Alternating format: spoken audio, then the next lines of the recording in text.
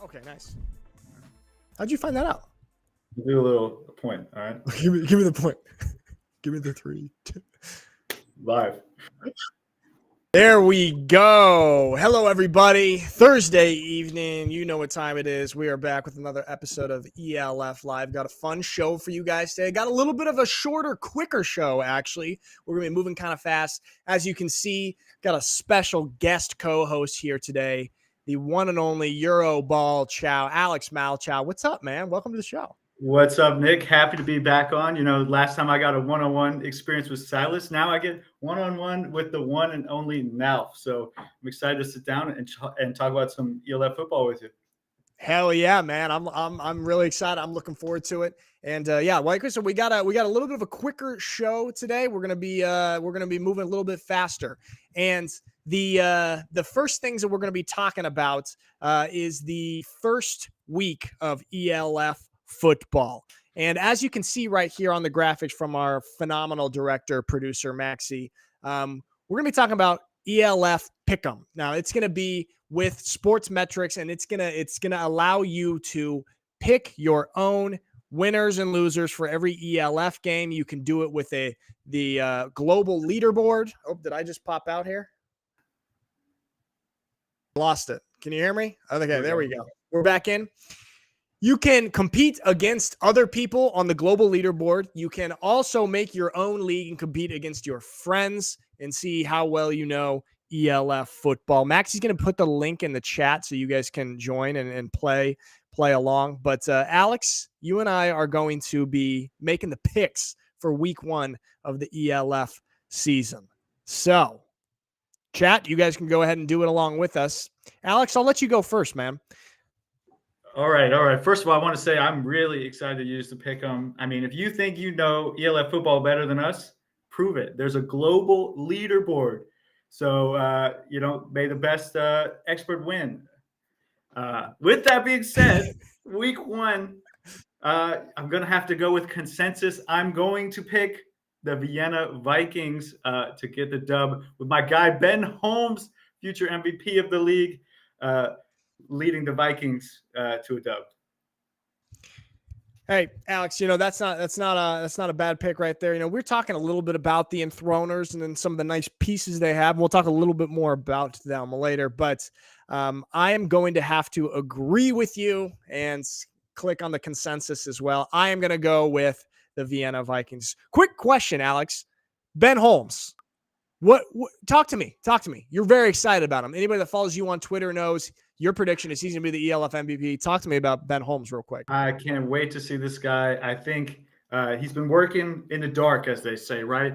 CFL practice squad, USFL guy. I mean, he has attracted the attention of high-level coaches in North America. Now he's kind of choosing, maybe rather than riding the bench in a pro league in the U.S., time for me to sling that rock around and play some football, get hit a little bit, and I think he's going to be out there really showcasing everything he can do. Yeah, man, and I actually did an interview with him a couple of weeks ago, and I was super impressed, and I was like, Malchow, you might be onto something there, Ben Holmes. So we both got the Vienna Vikings for this one. You guys in the chat, Marcus, you seem to agree. So there we go. Now, next game, Barcelona Dragons and the newly named Helvetic Mercenaries. Alex, talk to us. Give us your expertise. All right. I think there's going to be an element of surprise in this game. I'm going to pick the Mercenaries, go against consensus. Wow. I think the Dragons, they might come in thinking, oh, we got experience. We got Levi Lewis. Well, you know what? You still got to put on the pads and play football. Mercenaries might shock some people in week 1. There we go. I like that. Very, very bold of you to go against the consensus. This is a cool thing that we can see the percentages of each that people chose for each team. You're a bold pick right there, Alex. I am going to be a little bit of a coward with my pick. I don't have the boldness that you have, and I'm actually going to go with the Barcelona Dragons. I got 2 words for you: Levi Lewis. That's it. That's all I'm saying. So I'm split on that one, man. There we go. Okay. Right. Next one. We're moving a little bit to the central here. And we've got the T-Roll Raiders versus the Milano Seamen, an Austrian team, an Italian team. Alex, what do we got? Yeah, I'm going to go with the Raiders in this one. I think new head coach Jim Herman comes from the NFL. I like their quarterback, D'Angelo Fulford. I think he can be really good.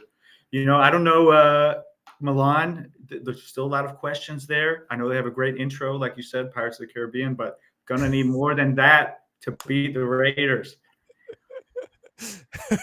They do have a great intro, and that'll score them some points. Makes the team very motivated running out to Pirates of the Caribbean music right there. Yeah, it's tough to go against the Raiders in this one. And as we see the consensus, I think that says 96% of people are picking the Raiders. Like you said, Jim Herman, who is had a ton of experience in the States, super qualified head coach. And I think he's a head coach that actually gets the European world as well. A lot of times it's a little bit dangerous getting a guy that's kind of had high level NFL and Division I coaching experience because they don't really translate to the European game. But we spoke to him on this show earlier in the year, and he gets it and he understands European football. I think T-Roll is going to be maybe, they're going to win this game, but I think they might be a little bit better than people are talking about in general. Sleeper team to watch for sure. Yeah, there you go. And next one we've got, this is another game to watch that we'll be talking about a little bit more. The Berlin Thunder and the Wrocław Panthers playing in the big arena. Alex Malchow, what do we got? Welcome to the jungle. It's going to feel like a jungle. The Wrocław Panthers are going to be pouncing. I'm going to pick the Wrocław Panthers. I was just writing an article for the ELF website on Stephen Duncan and kind of the retooled Wrocław roster. We'll get into them a little bit more, but really exciting what they've done this offseason. And I think they finally found their guy at quarterback moving forward.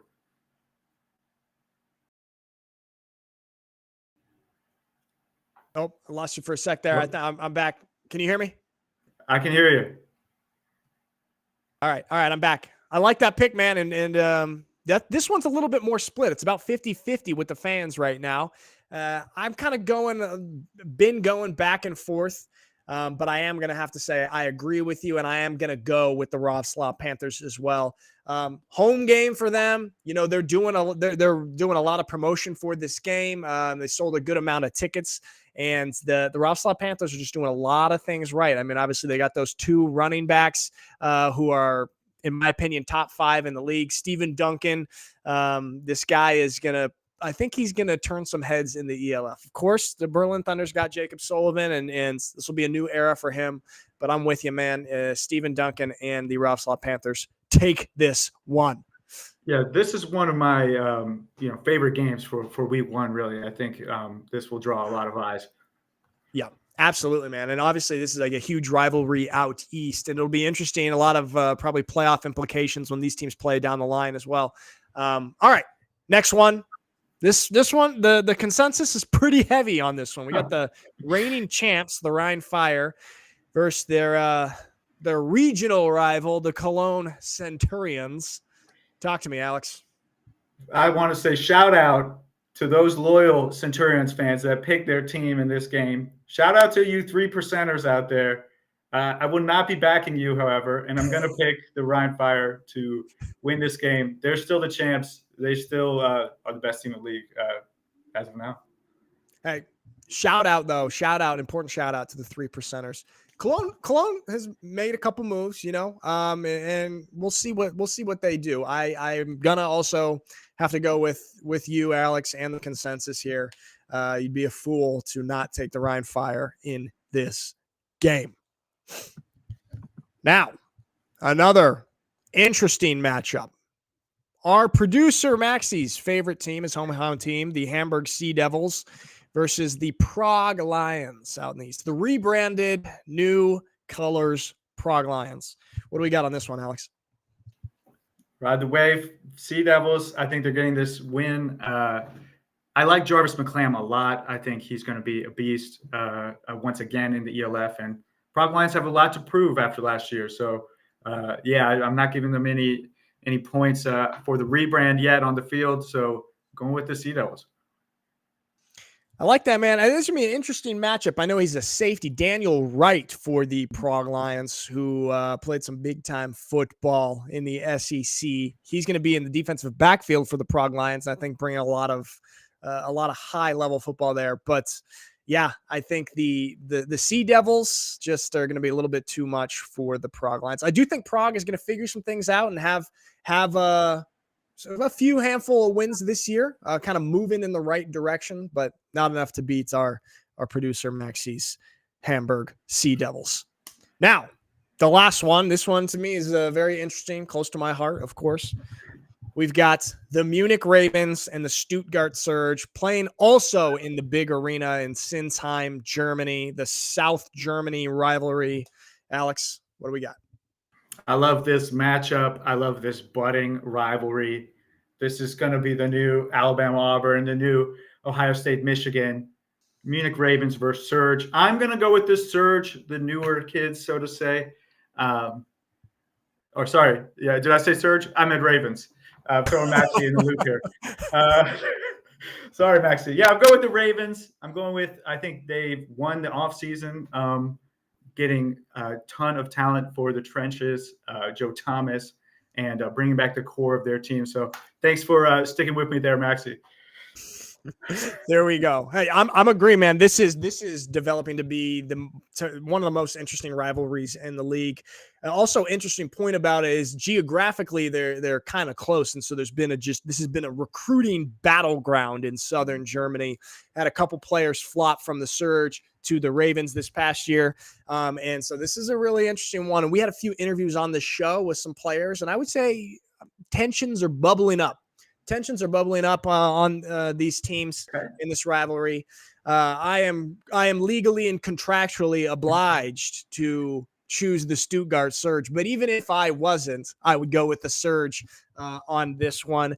I do think that the Ravens obviously are going to be one of the teams in the league this year. But I think as will the Surge, but I think especially in the start of the season here, the Surge are building off. They have a lot of continuity. The Ravens, obviously new coach, new coaching staff. So there's a little bit of a change up there. I think it might take them a game or two to really hit their footing and to hit their stride. So I think Surge has the advantage at the beginning of the season right here. What do you think about that, Alex? I'm shocked that you picked the Surge, Nick. Shocker.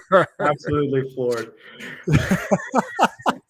Shocker of the week. Now went with the Surge. Hey, man. But it'll be interesting. I think the second time they play each other, both of the times that these teams play each other this year are in big stadiums. I think the second time will be very interesting as well. All right. So those are our picks for the first week of the ELF season that starts very, very soon. And Maxie, can you pop up here? Look at those beautiful colors. Look at that. All those graphics. Those are all of the matchups for week one.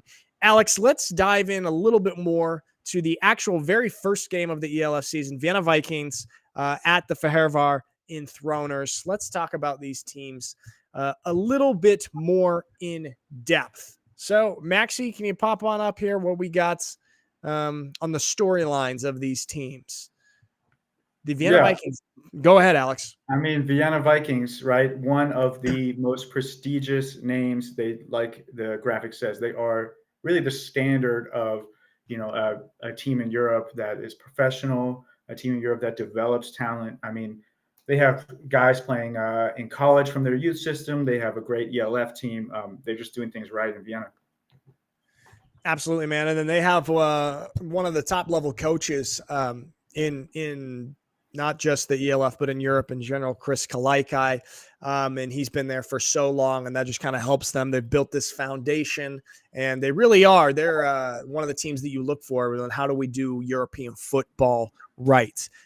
Obviously, got your guy Ben Holmes this year. Going to be very exciting. Got some elite talent around him. Jordan Bua, I think, the Italian, the Roman wide receiver, doesn't get talked about enough. And I'm excited to have these two guys playing against each other. But this is not the only team in this game. We've also got the Färöer Enthroners. Alex, talk to me a little bit about these guys and the possible Hungarian king. Yes, let's talk about the Enthroners.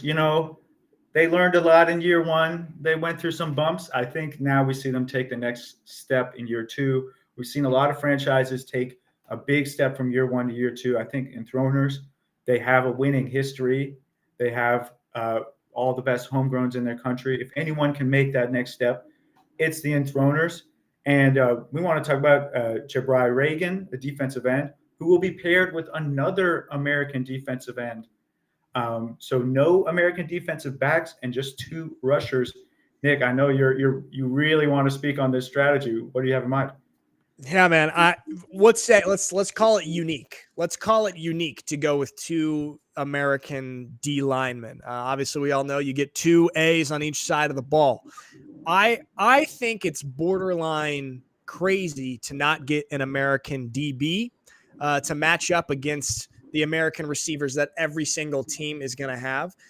But maybe they've got incredible trust and belief in their Hungarian DBs, their Hungarian corners, who will lock down some of these wide receivers. I'm not sure. I'm curious to see how it goes. But I think it's a very interesting strategy. On one hand, I wish that they would have a DB, but on the other hand, I do respect it for going against the grain and kind of making their own strategy here in the ELF and seeing how this works. What do you think about it, Alex? Definitely an outside the box move. I mean, even in the GFL or whatever league, you don't see this very often. So yeah, I mean, I hope their defensive coordinator knows what he's doing, man. It's definitely risky, and we'll need the Hungarian secondary to step up. I know they signed some imports like Rodion Heinrich, one of the better European corners, but he's just one of a whole unit. So we'll see how they step up. Yeah, we will see if they set the new standard for what you do with your A imports on defense. Who knows, man? Maybe they'll just have the craziest pass rush ever, and the opposing teams will never even get the ball off. I think that's a strategy. I like that. There we go. Blitz, all right. So back to our beautiful week 1 graphic. We're going to check out one more game, a little bit more in depth. The Berlin Thunder versus the Panthers. They're playing at Tarchinski Arena. I've been practicing pronouncing that for a long time. Tarchinski Arena. Capacity of 42,771 people. Selling a good amount of tickets on that. And this is going to be a very, very interesting matchup. Alex, talk to me about your thoughts on these teams, this week 1 matchup. Yeah, 2 teams kind of in the maybe not championship contender category, but just below it, right? Is kind of how I see these 2 teams. Obviously, a lot of changes, right? Berlin Thunder now bring a championship winning quarterback. Not a lot of teams can say they have that. Also, Roslaw, a ton of new roster moves. Second year with their head coach. But I really like what Berlin is doing. Jacob Sullivan is coming in, joining a core that they've been building for a while. We'll see if the Thunder can, make the next step from just kind of making the playoffs to being contenders. But they still have a lot of work to do to reach that next level. Right. I mean, I like what you said right there, that basically, bringing Jacob Sullivan in to kind of join this core that they've been building, especially their wide receiver core with Aaron Jackson, Robin Wilczyk, 2 of the top level receivers in the league, actually. And some might say that the Berlin Thunder's wide receiver core is, top 3 in the entire league. So bringing in Jacob Sullivan, who has that championship winning experience. Last couple of years for him, not been as successful. He's been plagued with injuries a little bit. So I think a lot of people, us included, are really, really curious to see what he does in terms of revitalizing Berlin to go from kind of borderline cusp playoff team to, all right, is this a team that's going to be able to actually make a push deep into the playoffs? But then when we look at the Panthers, man, I think that this team is criminally underrated. I don't know what it is, but I just think that they've just absolutely stacked the roster out there. Essentially, they have 3 A's on offense, with Kennedy Adams getting his status as an E import instead of an A import. You couple that with David Brzozowski, who was the homegrown of the year last year. And we already touched on it. Stephen Duncan, who's just going to be the Cam Newton of the ELF, probably. This is a big dude. You took I forgot, who did you take? Did you take the Panthers in the I did take the Panthers. Welcome to the jungle. Remember, welcome to the jungle. Yeah. Yes. I love what Roslaw is doing. I mean, when you talk to guys who are spent time with the Panthers, they said, "Oh, this is one of the most professional places I've been. The facilities are amazing." They have Dave Christensen, their head coach, has been there for a while now. He was coaching Chase Daniel at Missouri. He's one of the best coaches out here, resume-wise. So I'm really excited what they can do as he continues to build his program in Roslaw. Yeah, absolutely. And obviously they made it to the playoffs last year, ended up losing to the Surge in the first round, but they're fired up about that. I did a podcast with AJ Wentland a couple weeks ago, and he mentions how, they've kind of got that Surge game circled because that's their out of conference game. I know the league knew what it was doing. They did a great job with the scheduling, letting the Panthers and the Surge play each other. And I think the Panthers are really looking to kind of get some revenge on that. So this game with them against the Thunder, I do think it'll be a very good one. I do think that the Panthers do pull out with the win, though. In the chat, we got Michael Klein says the pressure is on Sullivan to win this game. What do you think about that, Alex? Yeah, I mean, first impressions matter, right? This is going to be his first impression as the Berlin Thunder quarterback. A new chapter in Sullivan's career, a new chapter for the Berlin squad. We'll see what they can do. And one guy that we almost take him for granted now on the Thunder is Kyle Kitchens. We can't not mention him. The guy, he's going to have an impact on this game, but I think the crowd backing Roslaw is all I needed to pick them. Yeah, I'm with you, man. That's let me ask you real quick before we move on to our guests. Do you think that the expectations are a little too high for Berlin now that they have Jacob Sullivan? Do you think that people are expecting him to come in and just automatically be there filling void and take them to deep in the playoffs? I think the expectations are warranted because they had, various quarterbacks last year, and they still were, a winning team. And having an elite level quarterback can take them maybe not to the championship game, but maybe they can win a playoff game, upset someone really good, and put their name in the hat for a team to watch more so than they are now. I like it. There we go. All right. So those are a little bit of our details on some of those first week 1 games. We're super excited for it. And ELF football in general cannot happen without the officials, the referees. And we are lucky enough to have a guest, the head of officials of the ELF, Malte Scholz, is going to be joining us. And here he is. Malte, welcome to the show. Thank you for joining us today. Welcome and hello, gentlemen, and the fans outside. And thank you for having me. So really appreciate the invitation. Absolutely, Malte. Now, we have heard that there's going to be a couple of rule changes in the ELF this year. Can you tell us about what these rule changes are? What do we need to know? The fans, what do we need to know? More than happy to do so. So first of all, what we did is we adopted the NFL changes where we do not differ from the NFL rulebook. And I think notably the most important change is that tripping is now a personal foul with all the consequences. Beside this, and the major changes happened in our free kick and in our kickoffs. One quick reminder why we changed our free kick and why we differ. The reason is that we want to protect the players outside, and at the same time, we want to open room for tactics we didn't see before.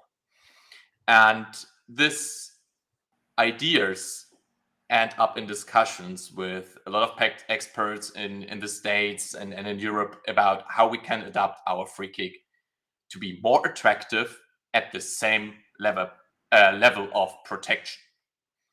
And what we reckon had been that we had, when the ball hit this landing zone between the receiver's goal line and 20-yard line, last year the receiver had 3 seconds to pick up the ball and to start the play.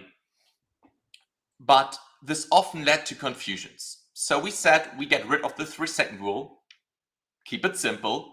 Once the ball hit the landing zone or the player, we're gonna start. And what we did is, what happened if now a kicker really kicks into the corner? So we need to compensate this loss of 3 seconds, kind of. And we introduced the option for the receiving team to add a second returner. In consequences, only 9 players, if a receiving team chooses to do so, will remain on the restraining line.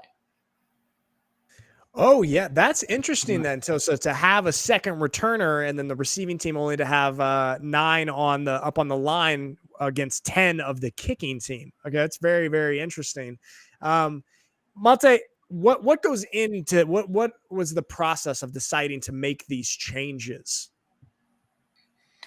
First of all, as always, the key is communication. To get every stakeholder involved, also to look into statistics to understand where we have deficits. That's always the first step, right? To analyze where are deficits or where's room for improvement. And we really saw that this 3-second rule is also difficult to communicate. And first of all, it led to confusions. And the next process is to talk to guys, in our case, also to Dean Blandino, who introduced this whole kickoff in the States, and we met. And then every stakeholder get involved, like Nomi and Patrick, and then we discuss and we try to find a solution for it. And then it is put into words, which is then again heavily discussed as always. And then we end up with a final wording. I love that. So Malte, obviously with the ELF's kickoff rules and the NFL's changes, did you see the NFL making that change coming? And how did you feel when they made it official? I'm not allowed to talk certain talks we had. Okay, all right.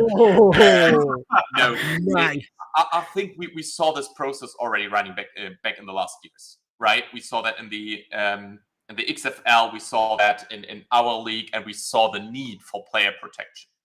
And as always, we need to strike a balance between player protection, but also having an attractive sport. And let's be honest, collisions are part of our sport, right? And between these two sides, you need to pave a way, and sometimes you need to go new ways. And so I was pretty sure that the NFL will change the free kick. Of course, in such a big project like the NFL, you cannot change it overnight. But I'm pretty sure we all saw it coming. And yes, it's great to see that they took over a similar free kick idea as we have implemented last year.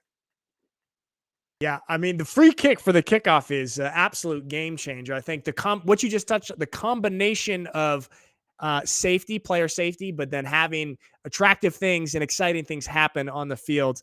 And just a shout out to Devin Burrell last year, who I think had 6 kick return touchdowns. And I think that this kickoff style is very conducive to having these.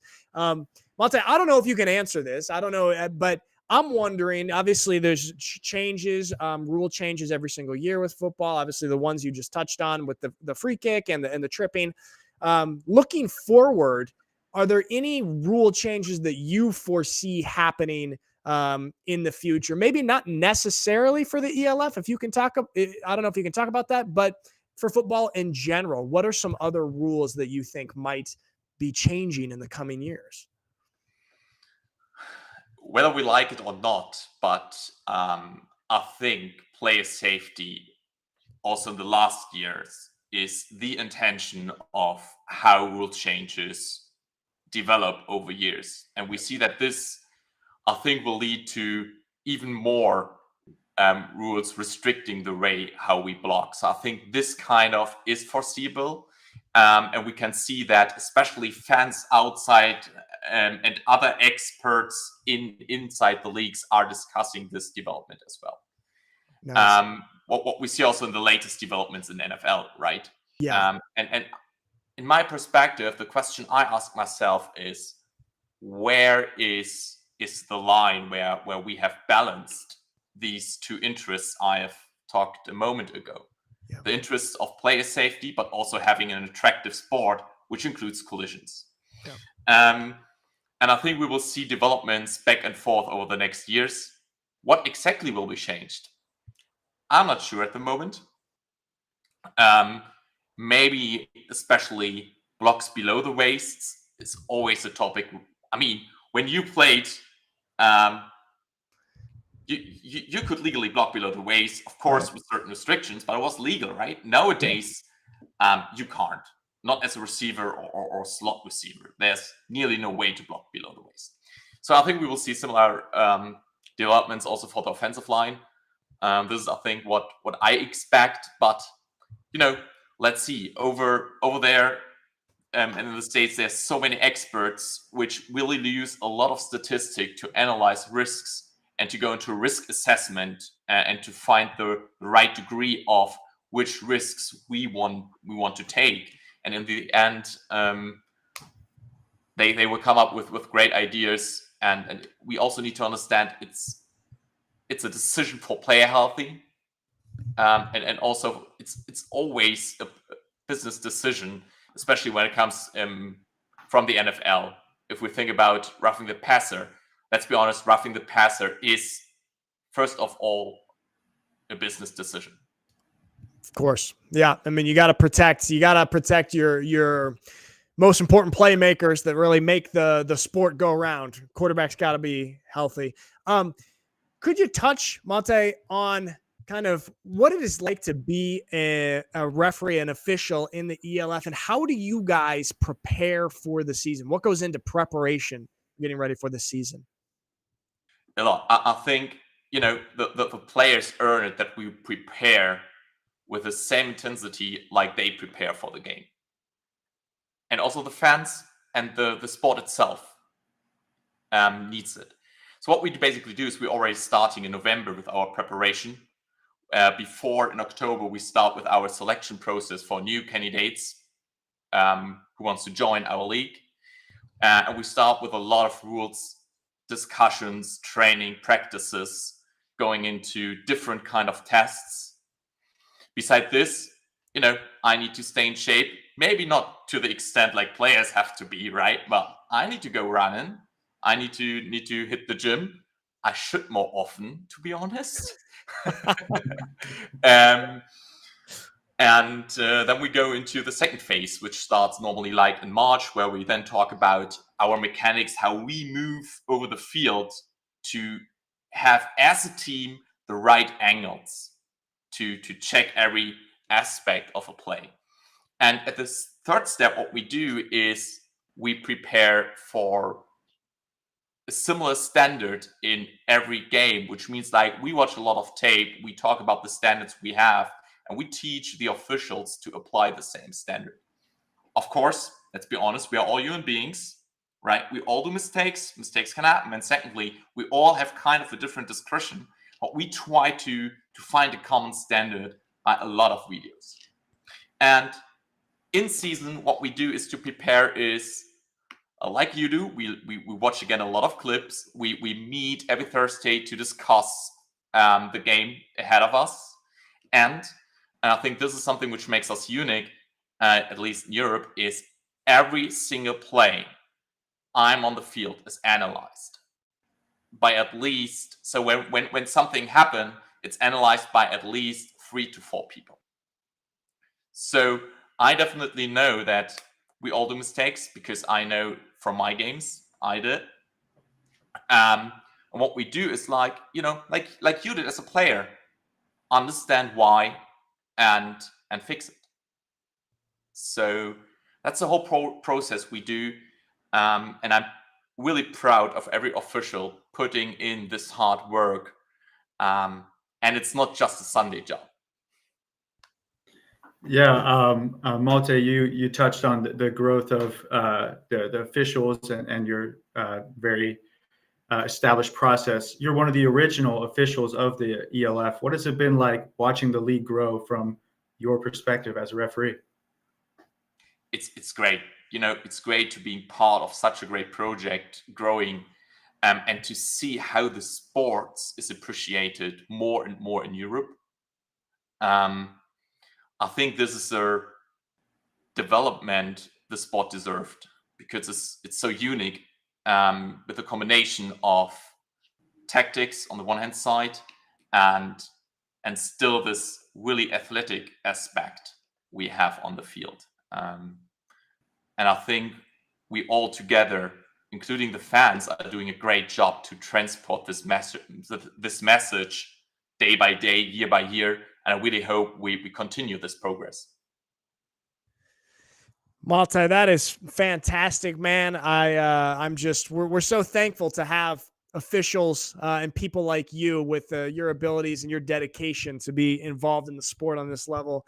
Thank you so much for joining us on the show today, and we're really looking forward to this season. And good luck this year with the officiating. We're going to be really excited to watch you out there making all the good calls.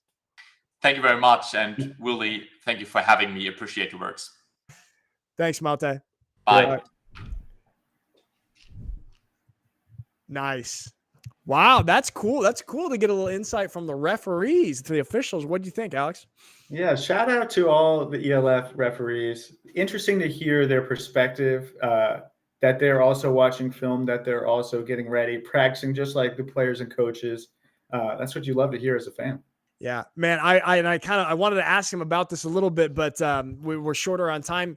My sister is a replay official in the NFL, and I actually got to go and be with the officials teams for a whole weekend. And we got to kind of see the behind the scenes of the preparation from the official crew throughout the whole weekend. And it's so intense and so diligent. And it sounds like the ELF referees are preparing in this same way, which is exactly what we need. It's cool to see that, kind of every aspect of this league is aiming for really high performance all the way down to the officials. Very, very good. Yeah. Any officials out there, hit them up. If you think you can be a ref in the ELF, sounds like a great job to me, honestly. You get to travel, watch the football. So, looking forward to watching him throw that flag this year. It's pretty cool, man. I saw a couple times when I was on the road with the Surge. Oh, what happened there? Oh, all right, there. Nice. Maxie put up our nice graphic. We've got 9 days to go until our 2024 ELF season kicks off. Alex, I just want to ask you before we wrap this up, before we finish this, who's your team this year? I mean, I know you got Ben Holmes as an individual. Who's your team? Who are you liking? All right. Well, yeah, I like Ben Holmes a lot. I like the Vikings. They're very nice to me on Twitter. They always, repost me and engage with me. So love that. You know what? I'm declaring this year I'm a Vikings fan. My allegiance is up for grabs, but as of now, go Vikings. I love that, man. There we go. See what happens when you're nice to people on Twitter. Okay, teams. That's very important to remember right there. Very, very valuable. All right, guys.